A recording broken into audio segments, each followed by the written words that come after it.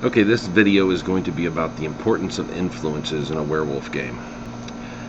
It's one of the most overlooked backgrounds I've ever seen when it comes to a werewolf game. If you're playing a vampire game, influences are all over the place and they're critical. A werewolf game, they're almost as critical, but nobody seems to realize it because the focus is more on the Garou themselves and what they can do. So, I'm going to break it down a little bit. Without influences, it seems to me like the Garou are crippled. Bureaucracy. It's one of the most distinct ways to get a set of legal IDs, so you can interact with the mortal world and do so effectively. Most Garou are stolen from their families when they're reaching puberty, or they have their first change and they commit atrocities and therefore have warrants after them or whatever. For whatever reason, they've burnt all their bridges and their identity is pretty much shot. So they need to get legal identities of some sort. Bureaucracy is the most effective way because it's the one that it's a paper trail. And we have a huge bureaucracy, and when all of the paper matches, they're happy, and therefore this ID tends to be fairly solid. And that's just one of the uses, probably the most common use that you're going to find in a game. It's also very good when you're tracking enemies, when you're checking in the phone bills or who owns a particular business, because it's not always going to be the case of, hey, we found the nest of Banes, now we need to, we've cleared it out, we're done. Well, a truly ingenious storyteller doesn't stop there, and you're not going to stop with where the Banes are. Who owns the property? Why were they there? Were they planted there? Were they seated there? If that's the case, you need to track down who owns the building, where they're at any given time, if there are other buildings, and so on. All of this can be handled through bureaucracy. Church has a limited amount of usefulness in Werewolf, unless of course your STs run a lot of church-based storylines like Hunters, or even a lot of vampire storylines will have church connections. Even some mage storylines might have them. Finance. Well, you know what? There's a lot of things that take money. A lot of, sometimes just buying the land that the sept is on or keeping it protected. Bureaucracy helps with that, but finance goes a long way. And, as much as the Garou will never admit it, in a lot of ways, money makes the world go round. Industry, you can use that in a lot of ways, just kind of like bureaucracy. It's for tracking certain projects and certain things that are happening there. On the other side of it, if you have an urban or urbanesque cairn, industry sometimes will be very helpful in building defenses and building up your cairn. Let's see, what else is there? High society. High society has some limited usefulness, mainly because a lot of the high society debutantes and socialites and so on are going to be in some way corrupted by the worm, or they're going to know people that can get you to where the corruption is happening. I mean, there's enough cosmetics firms and other things that that they're going to check into, spas and such. They're going to know all about, and there could be a lot of worm taint or weaver taint there. Media, one of the most overlooked and probably one of the most useful. I mean, too many people rely on the delirium to cover up their mistakes and their folly. Well, guess what? When that doesn't work, it's really nice to have some friends, who work at the television station or the newspaper or the radio or whatever it may be, so that you can spin the story the way you need to, so that you can protect the veil. Because protecting the veil is part of the litany. You remember that term, litany. Totally too many people overlook the litany and forget about what it means. Okay, street. Well, street's great.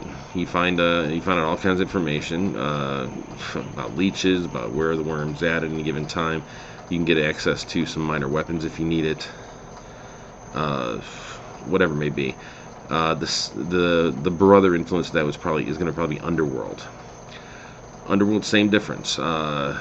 It's just kind of like the organized version of Street. You can get better weapons and such, and you learn about the actual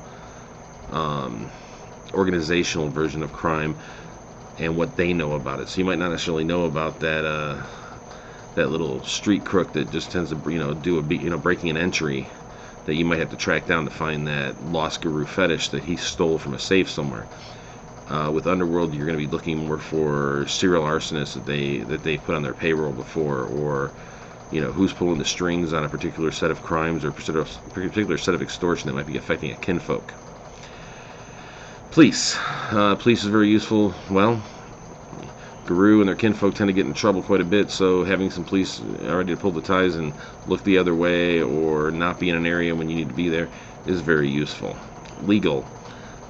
Legal kind of goes a little more extreme than that. If the police don't fix things or get in the way, then sometimes you have to bail somebody out, or you're going to have to get some charges dropped or whatever it may be. Sometimes you're going to have to file a case so that that corporation doesn't take over part of your wetlands and destroy it. Transportation. Well, Striders love that. It's good for getting from one place to another, getting things moved. Underworld. Not Underworld, I said Underworld. University. Another one that's highly overlooked. University is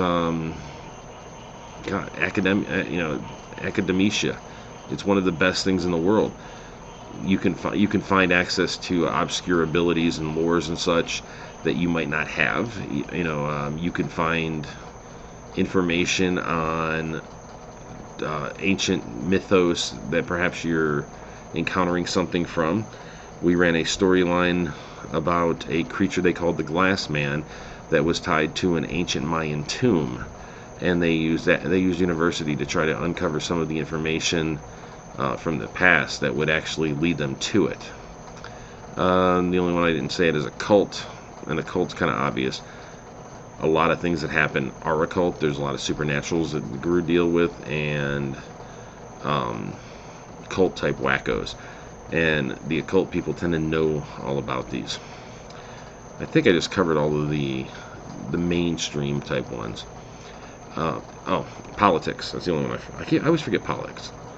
Politics or political influence is kind of like a more pinpoint, broader version of bureaucracy. It's very good for getting stuff passed in a specific area, like rezoning and such. It tends to be city by city or town by town, however you're playing your game. And then there's the sub influences, the ones people do know, like espionage, military, government, tribal, some of the subcultures. All of these can be important if your game uses them and uses them correctly, and they can be very helpful to Garou. The most successful Garou pack I can ever imagine is going to be the one that's going to have a variety of influences available to it so that it can actually track its sources and it can find them. Lack of influences can be very crippling to a sept, to a game, to a pack. I'm experiencing that in my chronicle right now. They have a nemesis who has been 12 steps ahead of them at every turn. They finally have named him as their main enemy, and the worm foe is pointing in his direction. However, here's the question. What direction is that? They have no intelligence or surveillance or anything. They don't know what town to go to, what city. They don't know if he's got a base somewhere out in the country. They know very little. Why? Because they don't have the appropriate influences to start tracking it. They haven't put it all together yet. So, just something to consider. Influences can be some of your best friends in a Garou game, in a werewolf game. But if you do have them, for God's sake, use them. There's nothing worse than that person that does nothing but grow their influences, and then when they get to the level they want, they just protect, hide, defend, whatever it may be, depending on what terminology you use, or if you use dark epics or whatever. And if you don't use dark epics, my advice is use it. Dark epics makes influences and their uses very user friendly, and it's just an all-around good book in that regard. It's one of the best source books that they put out, and it's also one of the smallest. And how the hell does that work? The smallest one ends up being the best one. So I guess that covers all I'm going to say about influence tonight, because I'm getting kind of tired here. I'm starting to fade a little bit. So I'm out, guys. Ciao, Bella.